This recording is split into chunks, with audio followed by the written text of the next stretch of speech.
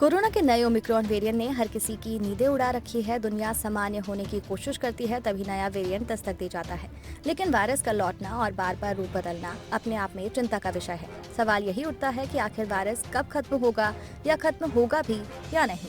Virus living entity होते हैं, इस पर अभी भी विवाद है, लेकिन बाकी सभी जीवित चीजों की तरह वे विकसित होते रहते हैं। महामारी के दौरान ये बात साफ तौर पर देखने को मिली, क्योंकि हर कुछ महीनों में ही चिंता के नए वेरिएंट सामने आए, यानी वेरिएंट ऑफ कंसर्न। इनमें से कुछ वेरिएंट में प्रसार की गति बाकियों से बेहतर रही। ये कोविड-19 के SARS-CoV-2 के कम प्रभावी रहे वेरिएंट से लड़ते हैं और उनसे ज्यादा प्रभावी हो जाते हैं।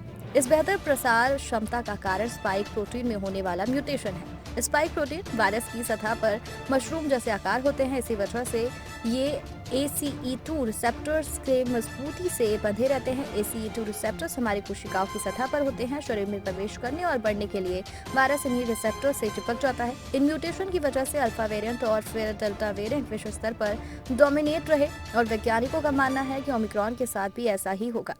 वायरस हमेशा के लिए बढ़ नहीं सकता।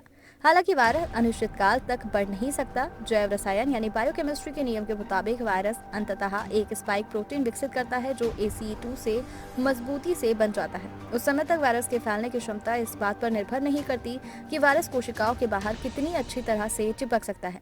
दूसरे फैक्टर भी वायरस के प्रसार को सीमित कर देंगे। ये फैक्टर है जीनोम कितनी तेजी से रिप्लिकेट होता है। वायरस प्रोटीन TMPRSS2 के जरिए कोशिका में कितनी तेजी से प्रवेश करता है और एक संक्रमित व्यक्ति कितना वायरस प्रसारित करता है। सैद्धांतिक रूप से इन सभी फैक्टर के विकसित होने पर ही वायरस अपने चरम पर होगा।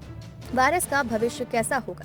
ये वायरस अगर एक प्रोफेशनल गेमर की तरह भी व्यवहार करता है और आखिर में चरम पर भी पहुंच जाता है, तो भी ये सोचने का कोई कारण नहीं है कि हमारा इम्यून सिस्टम इसे कंट्रोल नहीं कर सकता और इसे हटा नहीं सकता।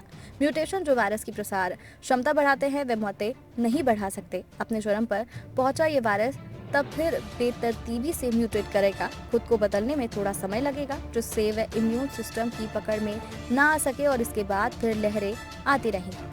जैसे सर्दी के मौसम में सर्दी जुकाम होता है, उसी तरह हर सर्दी में कोविड सीजन भी होता है।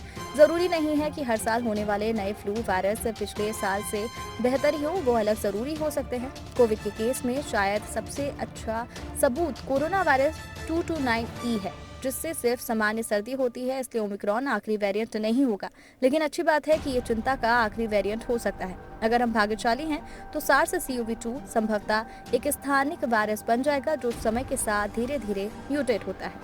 कोरोना और वैक्सीनेशन से जुड़ी जानकारी के लिए हमारे चैनल को सब्सक्राइब कर लीजिए।